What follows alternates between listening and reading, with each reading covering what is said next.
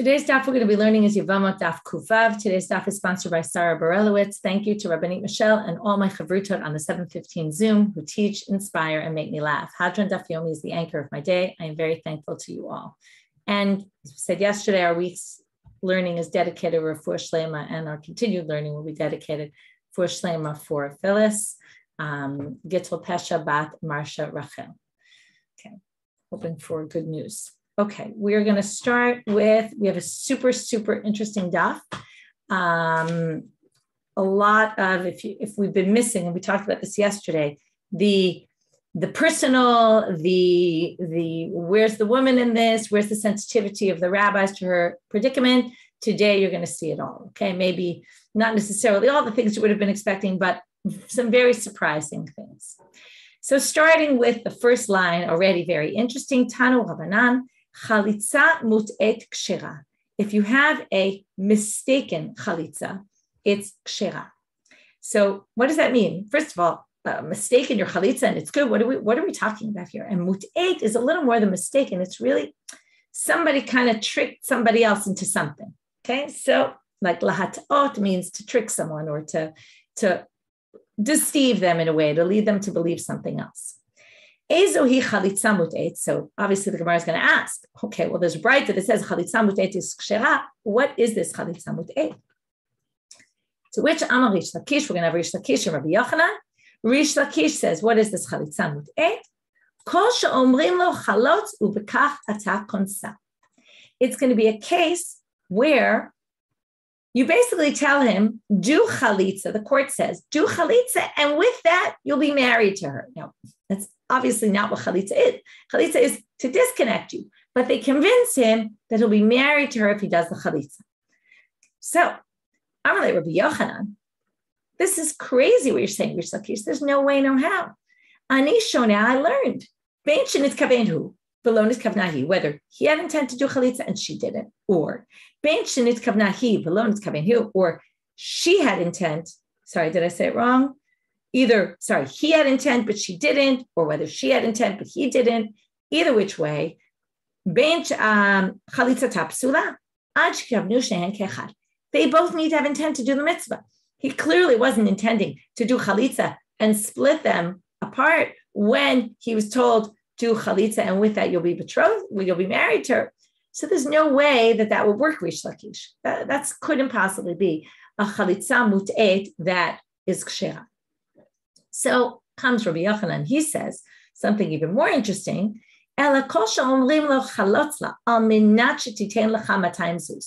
court says, do chalitza under the condition that she will give you 200 zuz, which is a lot of money, and it's the general schum, the amount of a ketubah. She'll give you this money.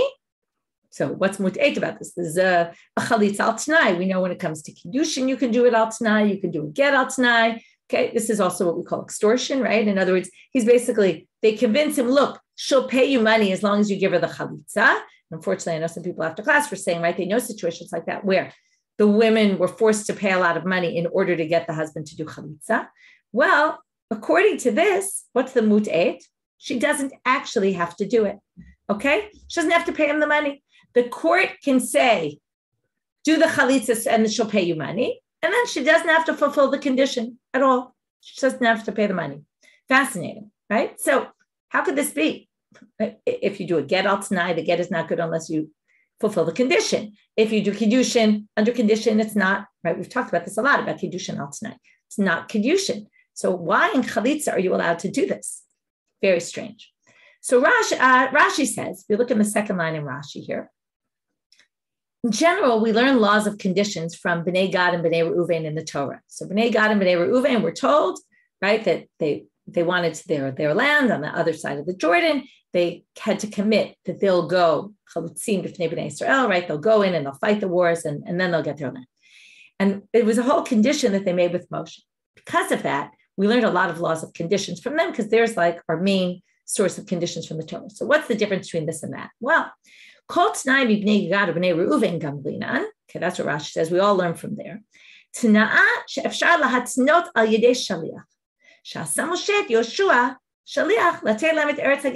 made the condition, but who ended up fulfilling it? Yoshua. You can if you have something that you can send a messenger to fulfill it, that works. But in chalitza, Rashi says, and this is very interesting because we haven't actually discussed this at all, even though I guess it's pretty obvious, but it's interesting. He says, I'm skipping half a line, kigon chalitza ain't tnai mo'il. As opposed to kiddushin and gitim, which not only could you send a messenger, but all over in the Gemara, they're always sending messengers to do it, and it comes up all the time. Chalitza, you have to do it yourself. You can't do it by a messenger. Since you can't do it by a messenger, comes Rashi, and he says, that's why a condition is not valid, because a condition can only be valid in a case where a shaliach can do it. It's an interesting theory. Right? It's not clear that Rashi is right about this, and in fact, other commentaries give different answers because it's really a good question. How are we able to do this and not actually have to fulfill the condition? So the Rush says, again, I'm not super convinced by all these answers. And again, that's always why there's many different answers. It's a really good question. The Rush says it's an action chalitza, as opposed to other things. Now you could say, so is kiddushin in action, he gives her a ring or something. But it's a little bit different because it's more like a contractual agreement. When there's a contract, you can put a stipulation. There's no contractual agreement here, really. It's just she takes off his shoe, she spits in his face. That's something that you can't predicate upon a condition. It's just not a relevant thing. Some people say it's a mitzvah, and according to the Torah, you have to do this. So you can't make a condition. You can't make a condition on a mitzvah. So maybe that's why. Anyway, all sorts of, it's really a very good question how this is permitted. But what it shows is how bold the rabbis were. And we're going to see this all over today's daf, certainly the first part of today's daf, how bold they were in trying to rectify situations where brothers-in-law didn't want to either do chalitza or they preferred yibum when the woman really wanted chalitza, and they make sure that chalitza is done to protect the woman who really doesn't want to engage in this relationship. It's very interesting. So now we have a braita to prove Rabbi Yochanan. It's not just that he says this, but here's a braita that shows you can do this. Tanya nami hachi. Okay, we're about 10 lines from the bottom, from the top, 10 or 9. Chalitza mut'et kshera. Just 1 second. Okay, sorry about that break. Okay, going back. So we had this braita, Tanya nami hachi, chalitza mut'et kshera. Ezo hi chalitza mut'et, kol she'omrim la chalotz la'menat shetni la 200 zuz. So the braita says exactly what Rabbi Yochanan said, that a chalitza mut'et works. And what is it? It's when basically she promises money, but in the end, she doesn't actually have to give the money. Now we start to get cases. So there was a case of a woman who went before a yabam. She was supposed to do yibum with someone who was not appropriate for her. We don't know why. Either there was something wrong with him, or he was too old, or she was too old, something like that. And they said, do chalitza in order, right? And she'll give you all this money. And again, they didn't end up giving the money. Ubama said, Rabbi Chia said, they brought the case and they said, is this a kosher chalitza? And he said, yes, no problem. Another case. And here, depending on the nusach you have, the version you have, you'll learn some interesting things about, you'll kind of get the same way if you Google online and you can find a chalitza ceremony that's out there, and you can get kind of insight into how it went. So here we don't have a video, but we do get a little bit of details. Again, there's a problem with the girsa a little bit, so sort of depends on how you read this. But a guy came, a woman and a man came before Rabbi Chia bar Abba. Amarla, he said to her, Biti Amodi. My daughter, not his daughter, but it was a way of calling her. Please stand up, meaning get ready to do yibum. Amrale ima. Now, some of the versions are either Amrale ema, like I will say, or Amrala ima, which is her mother said, Yeshivata Zoe Amidata. Okay, which is meaning, this is a fascinating line. Her sitting is better than her standing. In other words, or is tantamount to her standing, meaning she's better off sitting and not doing yibum in this situation. Yibum is not good for my daughter. Okay, now here, what's interesting, if you take the version that's her mother, either she's pleading on her own behalf, or the mother comes in and starts pleading on behalf of her daughter, right? And says basically, right, I'm coming in and I'm going to make a claim for my daughter, right? She was obviously with her in the ceremony, providing moral support. Here she comes and says, listen, no way, no how is my daughter doing yibum. Amarla yadatle. He says, do you know something about this man that I don't know? Amrale, yes. Mamona hu dechazala. He wants her money. He's after her money, right? We can all see this situation. And he wants to use up all her money for his own purposes, and then he'll just throw her on the street and divorce her. And I don't want my daughter getting into a situation like that. Now, again, there is another version where she says it about herself. Okay, and then you have to explain the reason why is because she'll have to be talking about herself in the third person, and that's the benefit of saying that it was her mother. Anyway, I don't want to, that's like a side point. I want to get into that. But Amarla, so he says, so now if it's the version that was the mother, so he turns now to the daughter and he says to her, Lo nichalach, is this not good for you? Amarle, lo. She says, no, this isn't a good situation for me. Amarle, he says to her, chalotzla. Well, I'm sorry, he says to him, now the Dayan turns to the yabam, and he says, chalotzla ubekachata konsa. And we already said this is a problem, right? Rish Lakish said this, but Yochanan said this was an issue. Give her chalitza, and in that way you'll be married to her, kind of tricking him into believing that he'll be married to her. Libatar de chalatzla, after he did chalitza, amarle hashta minach ipastala chalotzla chalitza ma'alyata ki hechi de tishtare la'alma. So he says, now that so after he does the chalitza, he says to him, now you're disqualified from doing yibum. Okay. In other words, it's true that wasn't a good chalitza, like Rabbi Yochanan said. But it was enough because he didn't have intent, but it was enough of a chalitza to basically say, you now can't do yibum with her. So since you can't do yibum and you have no choice anyway, chalitza malayata, now do a good chalitza. He basically, right, so it's funny, he didn't use a halachic solution like commit the money, right, which then she doesn't really have to even give, but he did it in a different way, which was a chalitza that basically wasn't really a good chalitza, but it was good enough to disqualify him from marrying her. Now, there's all this question about why this is. Why should this be a good enough chalitza to disqualify if it's really not a chalitza at all? Because a chalitza in order to marry her is definitely not chalitza. So some people say, first of all, she had intent. So because she had intent, that was enough to make a chalitza, because at least one half had intent. That's one answer. Another answer is maybe because it's marid ayin. It looks like there was a chalitza. So at that point, we can't allow yibum because people will think you could do yibum after chalitza. So really, mikar dini could have. Some people even think that he really could do yibum after, but the Beit Din tricked him into believing that he couldn't do chalitza anymore because he did this. And really, there's no effects of that faked chalitza.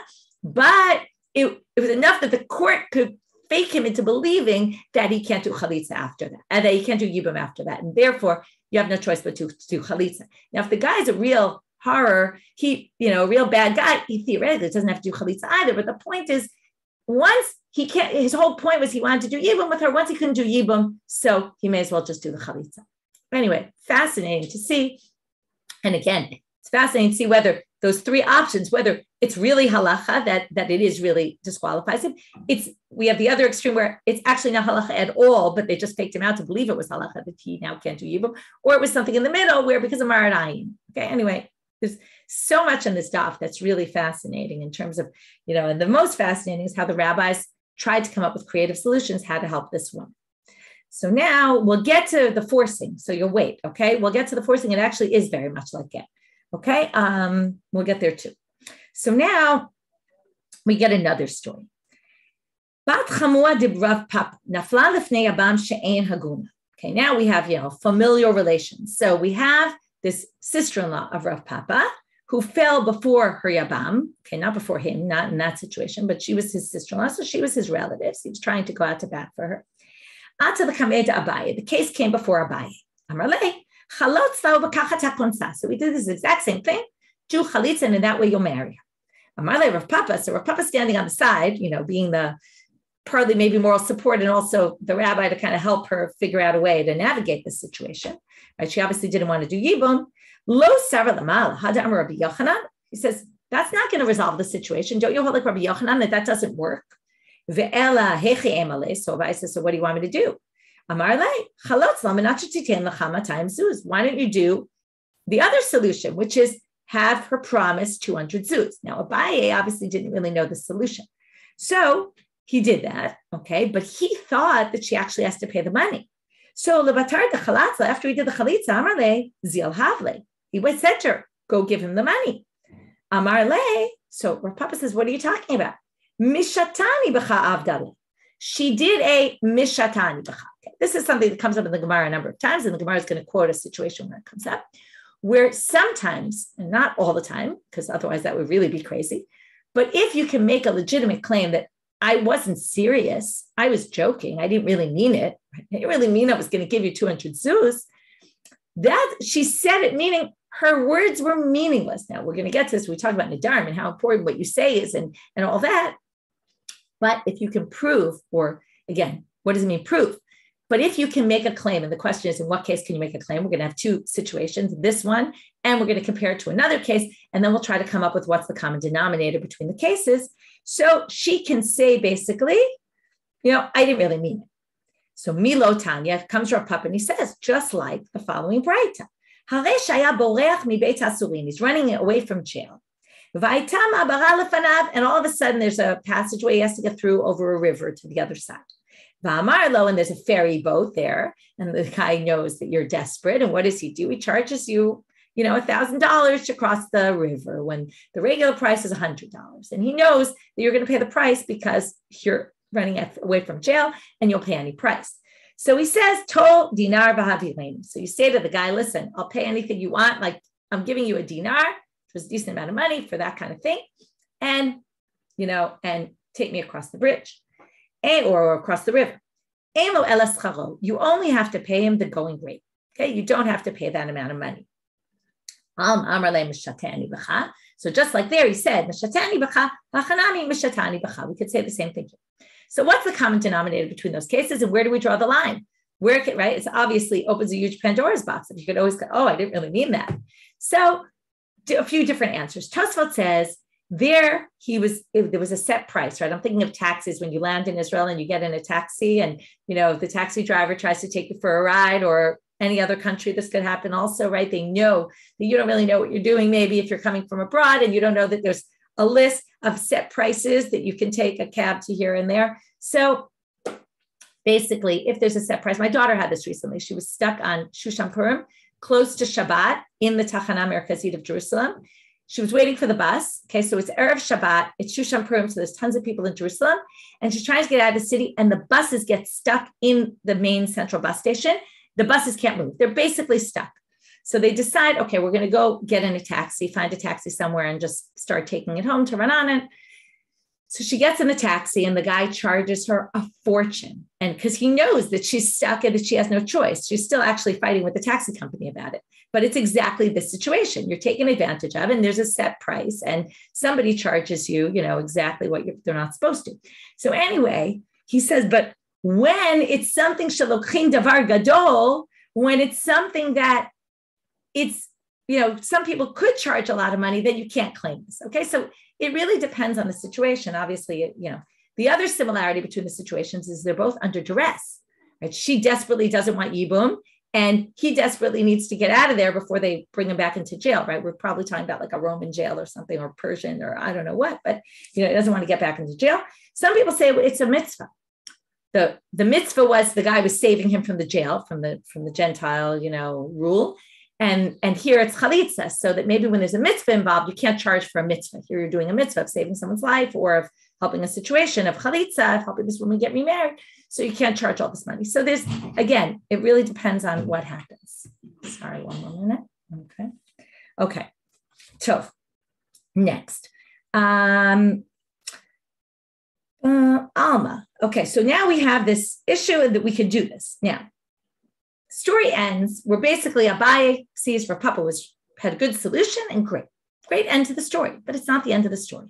Now, one thing you have to remember is Rav Papa was wealthy and he had a decent life. Abaye had a rough life. His father died, his mother conceived, his mother died in childbirth, and he was very poor. So first of all, this whole thing about the money you could see, right? Rav Papa was kind of playing with money, and for Abaye, money is like a serious thing.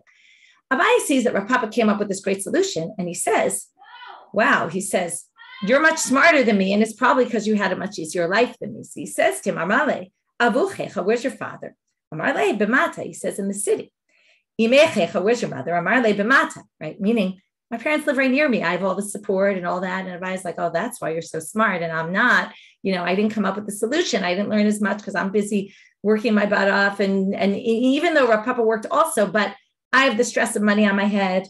So he says, then he puts his eyes on them, meaning he's jealous, and his jealousy caused them ushchivun, and Rav Papa's parents died as a result of this. So he starts off with trying to help his sister-in-law, and he ends up not meaning to, but his parents end up dying as a result of this story. Just a crazy end to the story and very unexpected, right? We heard the story where he's helping family members, and then all of a sudden he gets, the question is, did he do anything wrong to deserve this? I don't think so, but maybe he should have been sensitive about his conversation with Abaye and kind of maybe made Abaye feel bad that Abaye had no clue about this halach.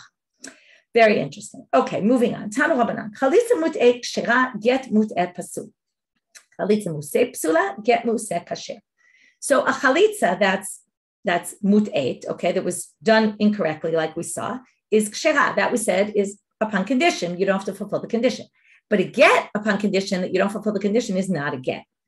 Chalitza me'useit, if it's forced, it's psula, it doesn't work. But get me'useh, a forced get is kasher. Hold off with all your questions because this isn't exactly true, and we'll see that in a minute. Hechidami, what's the case? Idam arotzani, if in the end he's convinced, I want to do this, afilu chalitza nami, even chalitza. Ilo amarotzani, if he doesn't say I want to do this, get nami lo. Well, then the get wouldn't work either. In other words, it should be the same for both. To which they say, hachikama. This is really what it meant to say. Chalitza muteit lo'olam kasher. The get museh lo'olam pasul. Okay, a chalitza that right, that forever will work with the condition you don't have to fulfill it. The get will never work.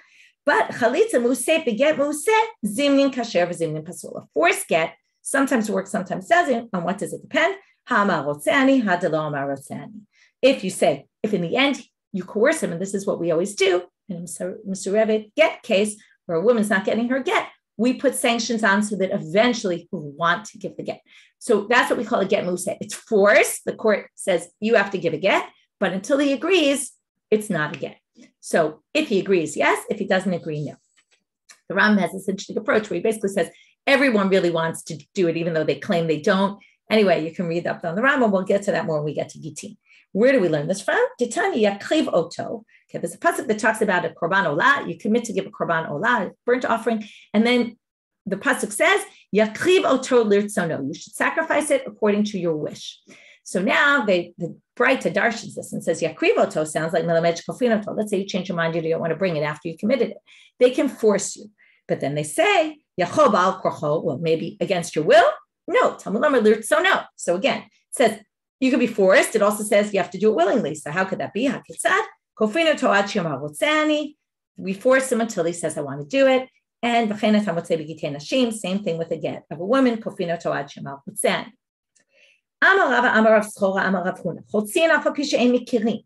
can do chalitza even though you haven't checked out for sure that he's a yabam and he's a yevama. Okay, what's the concern? Maybe somebody wants to marry this woman and he just claims to be the yabam, and then he'll go to some other city and he'll go marry her there. Well, you don't have to check into it. You can allow the chalitza to go on without checking into it. Some people say it's because sometimes we want to make sure it just happens and we don't want to start stopping things in the middle to go do background checks. It might, maybe he'll change his mind and won't do chalitza. And same thing, she could do miyun to her husband. That's in the case where a young woman is allowed to do miyun when she was betrothed by her mother or brother. Then we allow that also there. Maybe she's almost of age and her window will expire if we start checking in. So you can do it even if you don't recognize the people. But because of that, but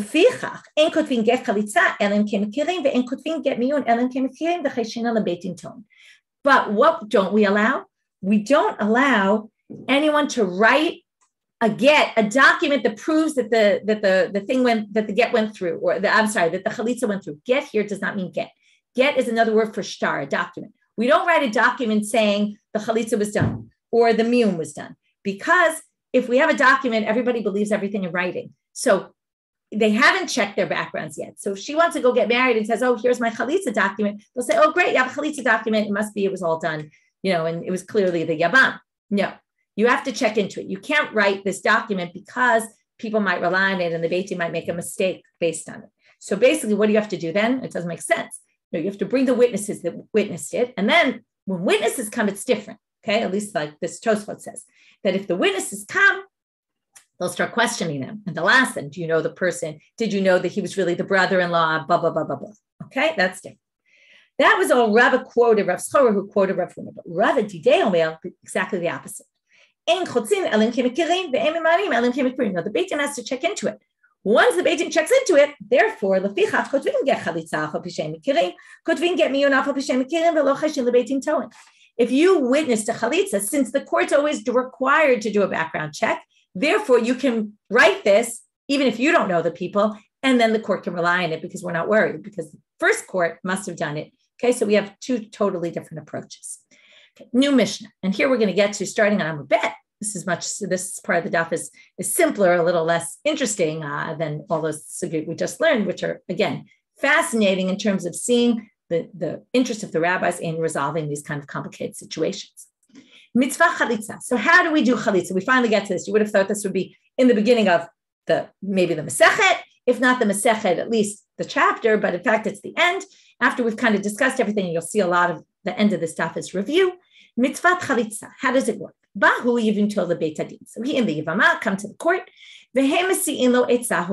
So then they give him good advice. And this is maybe why you have to go to the Zkenim who have insight and can see the situation and decide whether this is a yibum, better do yibum, or better to do chalitza. Shenema, again, you get into the personal. This is not a simple black and white issue. We saw this a while ago. They call him and then they speak to him, but it doesn't say what they say to him. So it must be that we look into the individual situation, and it's not right. If you look in the Torah, it looks kind of simply like it's up to him to decide. But no, the court gets involved and they have a say in it. And that's what they learn from the way the Torah says. They speak to him. It must be they speak and give him good advice. So if they decide to go with Hebrew chalitza, she says, these are words taken exactly from the Torah. He refuses to fulfill his brother's name, to keep his brother's name going. He is not interested. And then he says, I do not want to take her. I do not want to marry her. And it has to be said in Hebrew. This whole debate. So they also have to make sure, do we have to make sure they understand what they're saying? Okay, but it does have to be in Hebrew. This whole debate about different things. We'll get to this in Masechet Sota, which things have to be done in Hebrew, which things can be done in other languages. We also saw it in Megillah.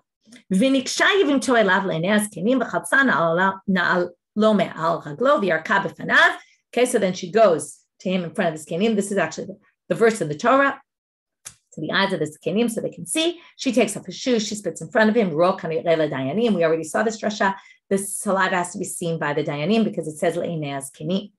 And then she says, so if you remember, we talked about there was Kriya before, Kriya after. So she said, then he said, then they do the actions. Then she says again, this is what they do to someone who doesn't build his brother's house. Until this point, they would be reciting. Now, what does it mean, maklin? Somebody would say the words to her, and then she would repeat them. Someone would say the words to him, and he would repeat them. Like often they do at a wedding. Right? The person doing the wedding will say the words to make sure you get them right. Well,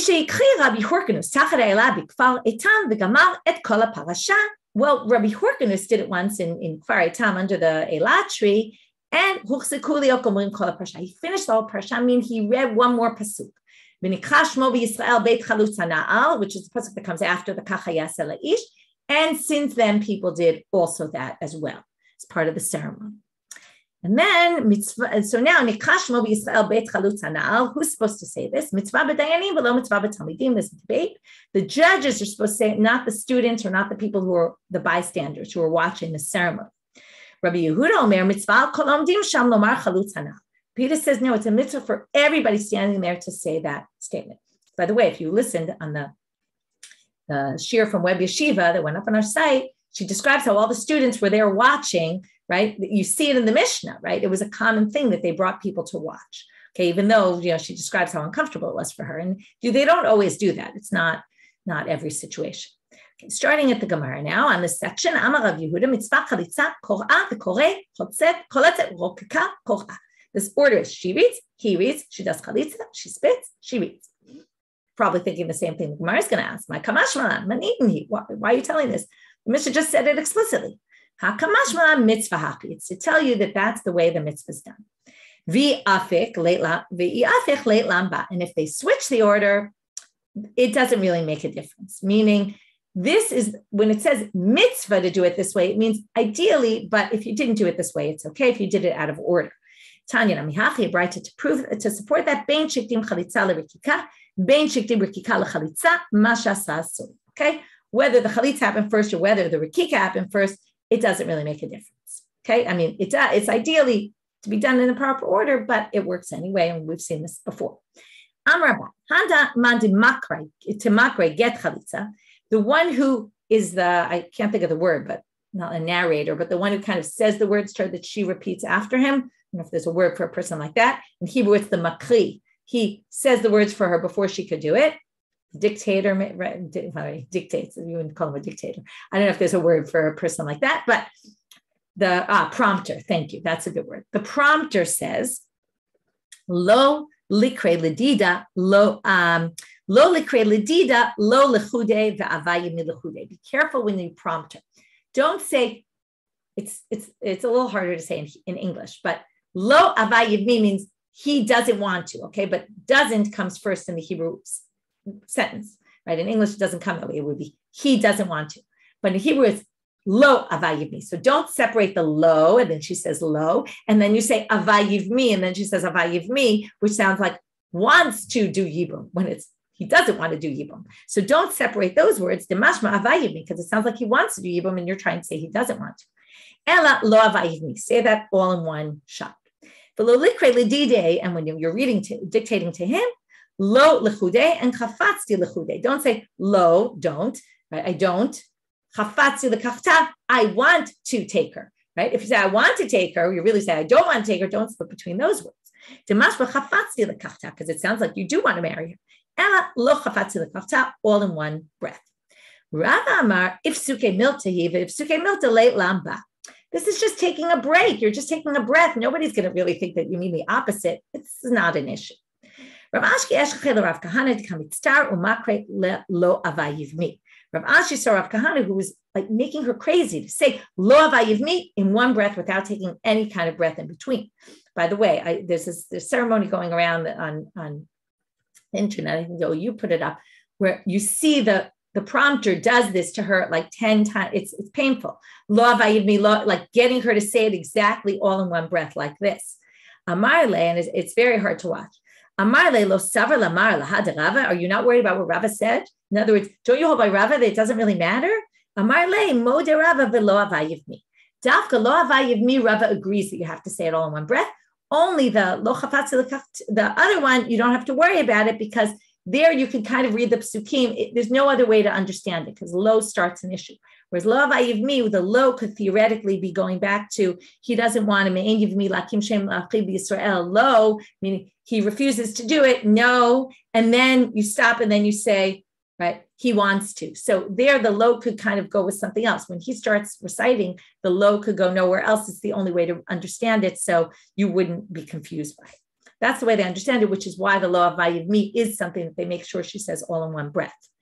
Amrabai, haima dekativ gita de chalitza. If you're writing a document, now what would they write in the document? They write, we talked about this document before, they would write what exactly happened. I said, I had her say this, she said that, he said that, blah, blah, blah, blah, blah. So when you're writing this, we get into all sorts of issues. First of all, there was no sirtut. Sirtut is where they would do lines in the parchment. You're not allowed to write psukim, not with lines, because it will be disorganized. You're also not allowed to write psukim separate from an entire Sefer Torah. There's a bit of an issue of this. So they say, when you do this, write it like this. Akrinu lidide, I prompted her to say, min, from the words me'en yiv mi ad avayiv mi. As long as you don't write 3 words, it's okay. So he would write 2 words, these 2 words, until those 2 words. Akrinu lidide, and then I prompted him to say min lo, from lo, ad lekachta, without saying lo chafatzti lekachta, write all 3 words. Vakrina ledida, and I recited to her, I dictated to her from kacha va'ad chalitza. Okay, Marzutre misarte v'kativ l'kol parsha. Marzutre said, "Oh, I'll just write lines in, and then I can write the whole section." Matkav lamar bar idi v'halo nitan likatev. But you're not allowed to write a whole section without it being part of an entire Sefer Torah. So there seems to be this debate: can you write sections from the Torah? Can you not? Happens to appear in a different sugya where to teach students, you're not allowed to write a whole section. without it being part of the whole Torah. So some people say, in this case, it's not for those purposes. Also the sota. There it actually says in the Torah you're supposed to write it. This is a little bit different. So here they may maybe make an exception because it's used to have a record. It's something different. To study, no, but when you need it for this record, then maybe you could. That's part of the debate. Sirtut is what you see on a Torah. If you've seen a Sefer Torah, there's lines on the Torah. The Torah is not without lines on it. That's what sirtut is. They're etched in, right? They're not written black lines or something. It's not like lined paper, but scored. That's a better word to use. Okay, Amar Abaye. Now we're going to get into the spitting. Okay, if the wind blows it away as it comes out of her mouth and never actually falls in front of him, so that's an issue. Lo hastava lo klum. She didn't do anything. She has to do it again. My time needs to be spit in front of him. Okay, now we're going to have, if he's tall and she's short. If as she spits it out, it's still in front of him, even if the wind blows it away because he's in front of her. But she's taller than him, and he's short. As it comes out of her mouth and blows, it never goes before him because he's shorter, lower down. Then it would have to go in front of him first before it blew away, and that wouldn't work. Amar something more strange. She ate garlic and then had saliva. The garlic causes the saliva. It's not her own saliva. They say, some other kind of food. Lo astava lo klum. Okay, this is not considered yirika. It has to be your own saliva. My time of yarka me'atzma, the leka. The yarka sounds like it has to come from her own saliva, and this is not. Okay, what exactly this means is a good question. We learned this already. They have to see the saliva coming out of her mouth. Because it says in front of this kenim, and then it says the chatzan alo, right? She takes off a shoe and yarka. So because it's right near the words leinas kenim, they have to see. We saw machloket in the Gemara. In the Mishnah, and Rabbi Yehuda said it's in front of the students, not the dayanim. The Tanakama said the dayanim, not the students, have to say. And who needs to say those words? Tanya here, Rabbi Yehuda brings a proof, and we already saw this. Amar Rabbi Yehuda pamachat hayinu yoshvim lefnei Rabbi Tarfon ubat yevama lechlotz. She came to do chalitza, but Amar lanu. Here's his proof. Rabbi Tarfon told us all. Anu kolchem chalutz anal chalutz anal chalutz anal. All of you should answer and say the following words. Notice they say it 3 times. Always in these ceremonies, they repeat things 3 times. And that was Rabbi Yehuda's attempt to prove his answer. That is the onlookers and not the bystanders, not the judges. And with that, Hajanach mitzvah chalitza. Tomorrow we will start the 13th chapter. Again, the siyum will be on July 10th. Plus there'll be siyumim around in Israel and some of the other communities around the world.